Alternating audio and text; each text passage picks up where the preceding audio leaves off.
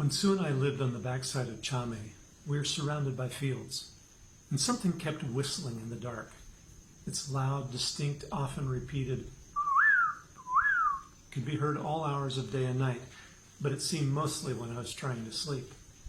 I always imagined it was some sort of bird, but was never able with flashlight or binoculars to spot the vociferously vocal vermin.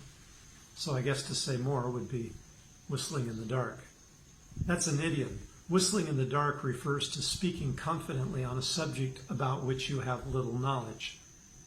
To some degree, Christians are whistling in the dark. Even with all that God has revealed about himself through the pages of Scripture, the Apostle Paul still admitted the limits of our spiritual knowledge. In 1 Corinthians 13:12, he wrote, "For now we see in a mirror dimly, but then face to face. Now I know in part, but then I will know fully, just as I have also been fully known." The concept of seeing in a mirror dimly has a Greek word behind it from which we borrow our word enigma. We live with questions and confusion, but also with confidence that a day of answers is coming in the presence of Christ. Whistling in the dark can also mean putting on a brave front despite one's own uncertainties.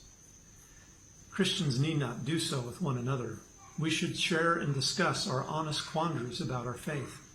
The fact that we cannot see everything clearly is not a denial of faith, but rather proof of it. I live in darkness on some questions, but I also hear a loud, distinct, and often repeated refrain that calls me to believe in a kind Creator and the truth of his gospel. Faith is the assurance of things hoped for, the conviction of things not seen.